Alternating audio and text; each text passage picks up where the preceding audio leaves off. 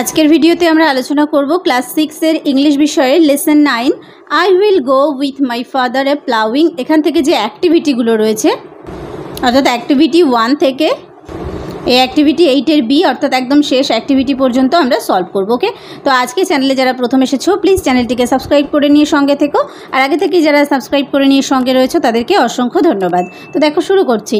দেখো activity 1, choose মানে বেছে নাও দ্য কারেক্ট আনসার, সঠিক উত্তরটি ফ্রম দ্য গিভেন অল্টারনেটিভস, এই যে বিকল্পগুলো দেওয়া রয়েছে সেখান থেকে, and fill in the blanks এবং শূন্যস্থান পূরণ করো।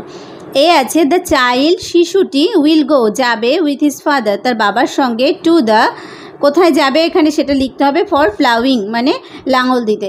লাঙল দিতে কোথায় যাবে আমরা প্রথমেই পেয়েছি, লাঙল দিতে যাবে ফিল্ডে অর্থাৎ মাঠে। দেখে নাও, I will go with my father a ploughing, আমি আমার বাবার সঙ্গে যাব কোথায়, প্লাউইং মানে লাঙল দিতে, to the green field by the sea, সমুদ্রের ধারে গ্রিন ফিল্ডে, ফিল্ড মানে জমিতে। তাহলে আমরা উত্তরটি পেলাম, এখানে সঠিক উত্তরটি হবে ফিল্ড, তাহলে এখানে আমরা লিখব field. Okay, next B, the child will sing, শিশুটি গান করবে, টু দ্য হর্সেস মানে ঘোড়াদের জন্য, অ্যালং উইথ দ্য মানে সঙ্গে, কার সঙ্গে দেখো, I will sing to the patient horse's, আমি গান করব যে ধৈর্যশীল ঘোড়াদের জন্য, উইথ দ্য লার্ক, লার্ক হচ্ছে এক ধরনের পাখি, in the while of the air, তাহলে কার সঙ্গে, উইথ দ্য লার্ক, তাহলে সঠিক উত্তরটি হবে লার্ক।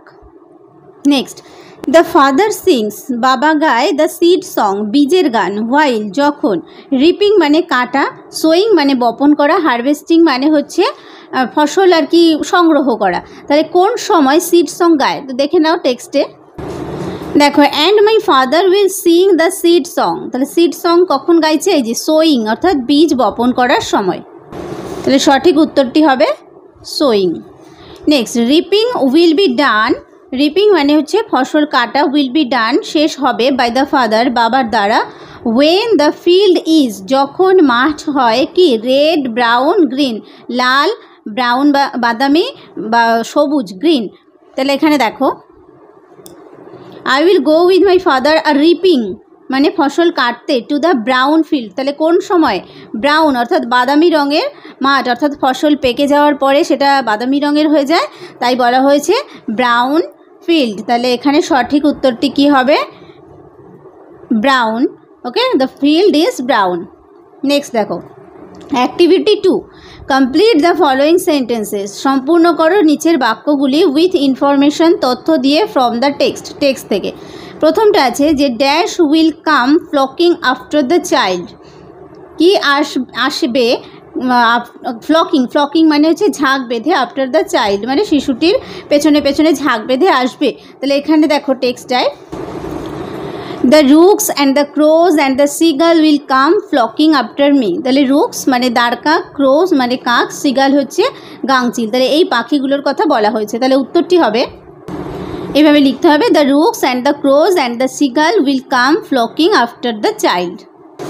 পরেরটা আছে দ্য প্লাউ সং মানে সেই লাঙলের গান, উইল, তো লাঙলের গান কি হবে দেখো টেক্সটটা দেখে নাও, দেখো and my father will sing এবং আমার বাবা গাইবে দ্য প্লাউ সং মানে যে লাঙলের গান, দ্যাট কোনটা, সেই লাঙলের গানটা ব্লেসেস দ্য ক্লিভিং শেয়ার, ব্লেসেস মানে আশীর্বাদ হয়ে উঠবে কাদের কাছে, যে ক্লিভিং শেয়ার অর্থাৎ সেই লাঙল দেওয়ার পরে যে খণ্ড খণ্ড হয়ে যাওয়া অংশ তার জন্য আশীর্বাদ হবে।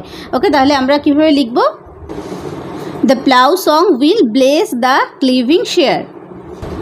নেক্সট আছে দ্য চাইল্ড উইল গো, শিশুটি যাবে ড্যাশ ফর সোয়িং বীজ বপন করতে। তাহলে এখানে দেখো, I will go with my father a sowing, আমি যাব আমার বাবার সঙ্গে বীজ বপন করতে, to the red field by the sea, সমুদ্রের ধারে লাল মাঠে। তাহলে এটা আমরা লিখব, the child will go with his father to the red field for sewing.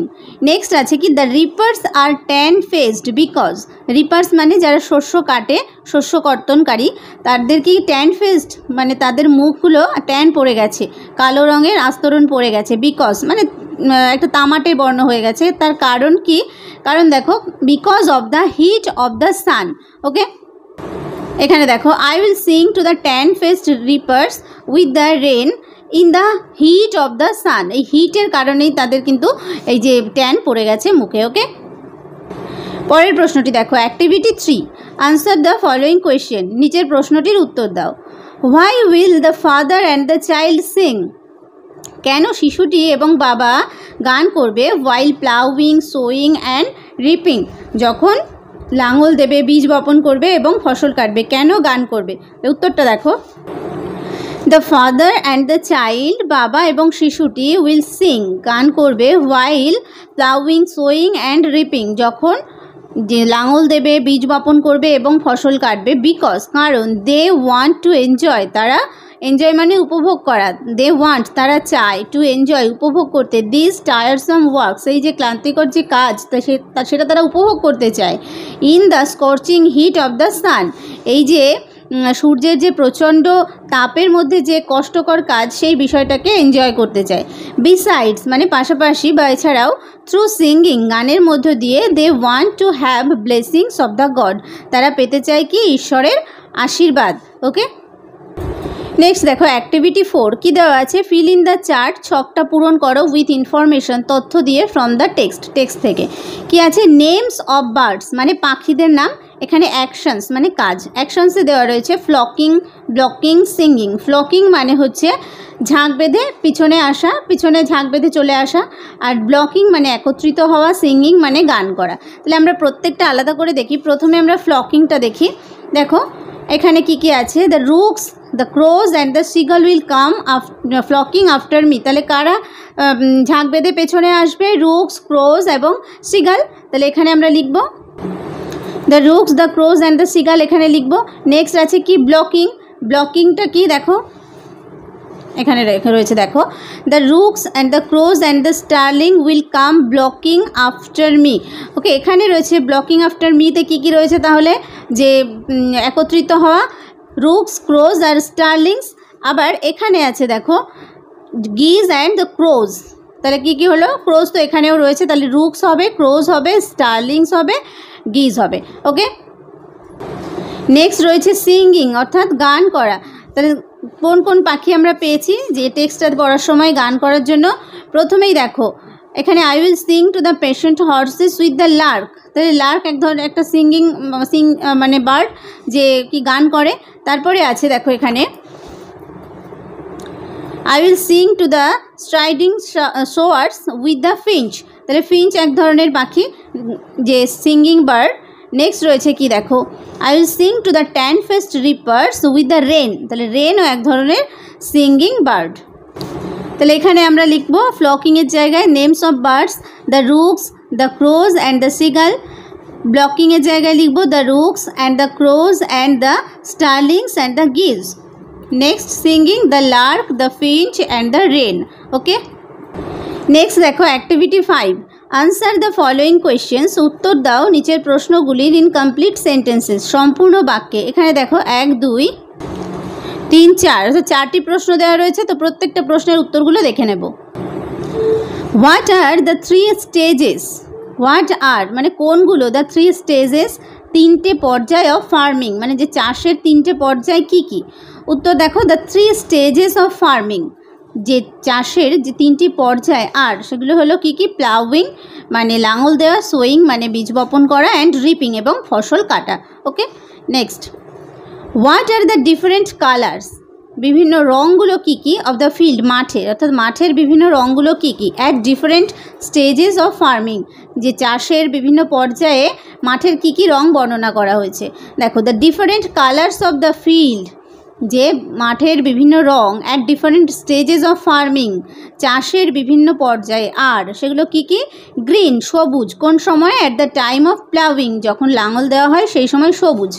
Red at the time of sewing, বীজ বপন করার সময় কেমন হয়? রেড লাল।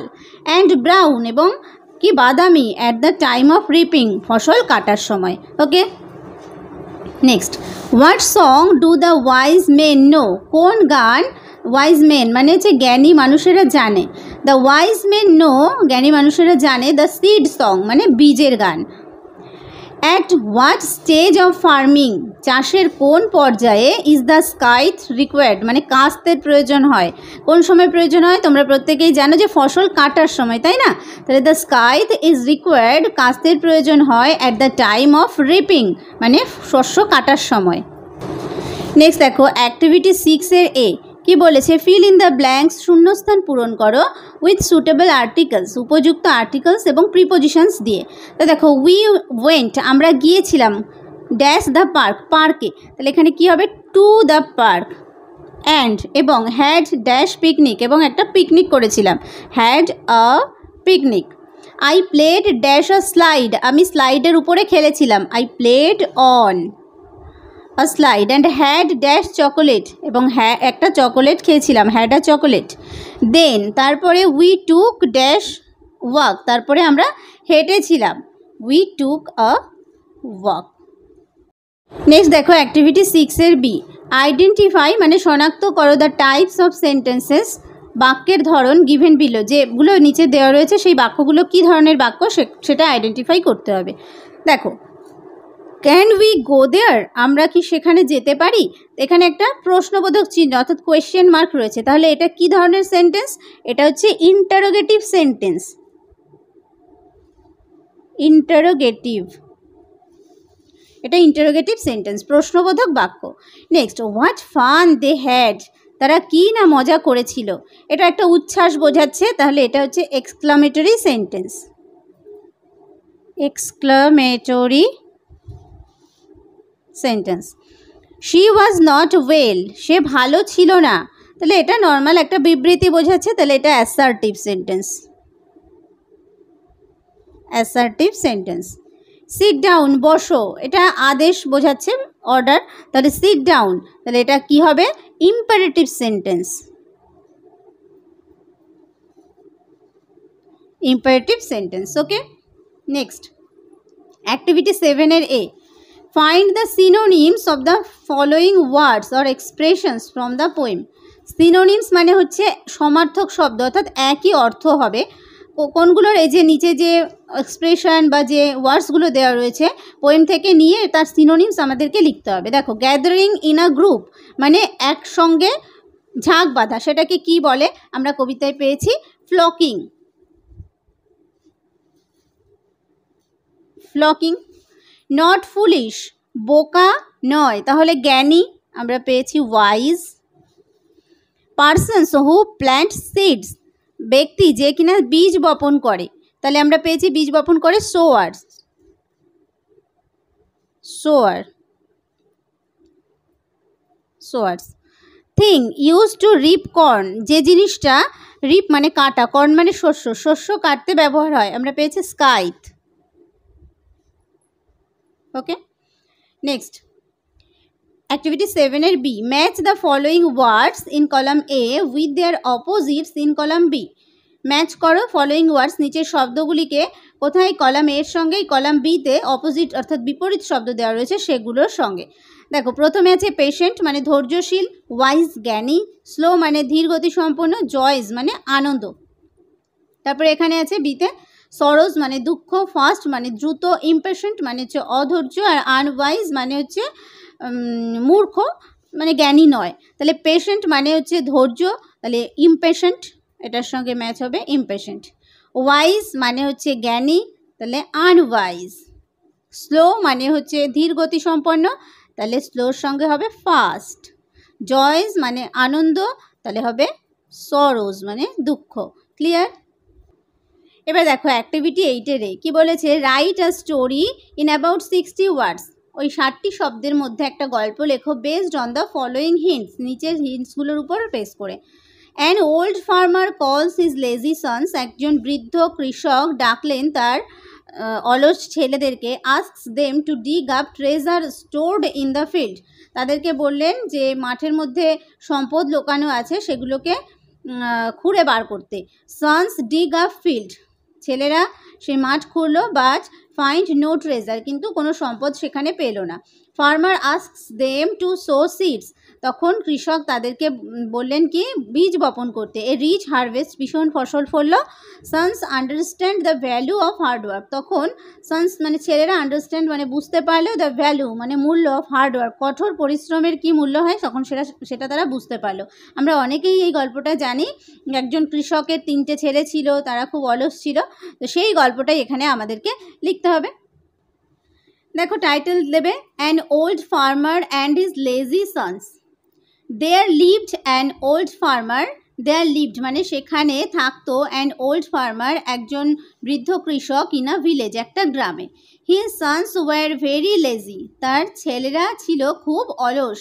হি ওয়াজ আনহ্যাপি, সে ছিল অসুখী। এখানে হি হবে। হি থট আপন এ প্ল্যান, তখন সে একটা পরিকল্পনা করেছিল। ওয়ান ডে, একদিন, হি কল্ড হিজ সন্স, সে তার ছেলেদেরকে ডেকেছিল, অ্যান্ড আস্কড দেম, এবং তাদেরকে বলেছিল two ডিগ up treasure stored in the field, মানে সেই সম্পদ খুঁজে বার করতে যেগুলো স্টোর বা রাখা আছে এই জমিতে। The sons dug up the field, সেই ছেলেরা সেই মাঠ খুঁড়েছিল, বাট ফাউন্ড নো ট্রেজার, কিন্তু কোনো সম্পদ তারা দেখতে পায়নি। দে ওয়ার ভেরি আপসেট, তারা খুব আপসেট হয়ে পড়েছিল। The farmer asked them to so seeds, তখন সেই কৃষক তাদেরকে বলেছিল, সো মানে বপন করা, সিডস মানে বীজ বপন করতে বলেছিল। ডেজ ওয়েন্ট অন, দিন গেল বেশ কিছুদিন। And the field contained a rich harvest, তখন সেই মাঠ মানে অনেক শস্যে মানে ভরে উঠল। The sons became very happy, তখন ছেলেরা খুব খুশি হয়েছিল। দ্য সানস ফাইনালি আন্ডারস্টুড, তখন ছেলেরা শেষ পর্যন্ত বুঝতে পেরেছিল দ্য ভ্যালু অফ হার্ডওয়ার্ক, সেই কঠোর পরিশ্রমের মূল্য। And started to live happily, এবং তারা খুব খুশিভাবে বা সুখীভাবে বাঁচতে শুরু করেছিল। মোরাল কি, হার্ডওয়ার্ক ব্রিংস রিওয়ার্ড, কঠোর পরিশ্রম পুরস্কার আনে। ওকে, এরপরে দেখো অ্যাক্টিভিটি 8-এর বি কি বলা হয়েছে, রাইট আ শর্ট প্যারাগ্রাফ, একটা ছোট্ট অনুচ্ছেদ লেখো, ইন অ্যাবাউট 60 ওয়ার্ডস, 60টি শব্দের মধ্যে, ডিসক্রাইবিং ইয়োর ফেভারিট সিজন, তোমার প্রিয় ঋতু কি সেটা বর্ণনা করে। ইউজ দ্য ফলোয়িং হিন্টস, নিচের হিন্টসগুলো ব্যবহার করো। নেম অফ দ্য সিজন, ঋতুটির নাম। ফ্লাওয়ার্স অ্যান্ড ফ্রুটস, এই সময় ফুল এবং ফল। ভেজিটেবলস, সবজি। ফেস্টিভ্যালস, উৎসব। হোয়াই ইউ এনজয় ইট, এটা তুমি কেন উপভোগ করো। ওকে, তাহলে অ্যাক্টিভিটি 8-এর বিটা করে নিই। মাই ফেভারিট সিজন, আমার প্রিয় ঋতু। দেখো, spring is my favourite season, বসন্ত হয় মাই ফেভারিট সিজন, আমার প্রিয় ঋতু। It starts from middle of February, এটা শুরু হয় ফেব্রুয়ারির মাঝামাঝি থেকে, and last still middle of April, এবং থাকে এপ্রিলের মাঝামাঝি পর্যন্ত। ফ্রেগ্রেন্স অফ ফ্লাওয়ার্স, ফুলের সুগন্ধ, like rajnigandha, gulmohar, radhachura, palash etcetera, roams in the air during this season, তাহলে এই সমস্ত ফুলের গন্ধগুলো এই সিজনের সময় বাতাসে ঘুরে বেড়ায়। Cabbage, spinach, cauliflower ETC grow in plenty, মানে বাঁধাকপি, তারপরে পালং শাক, ফুলকপি এই সময় প্রচুর পরিমাণে হয়, মানে পাওয়া যায়। It is easy to get fruits, এটা এই সময় ফল পাওয়া সহজ হয়, like guava, পমোগ্রানেট, papaya in this season. পেয়ারা, বেদানা, পেঁপে এই ফলগুলো এই সময় পাওয়া যায়।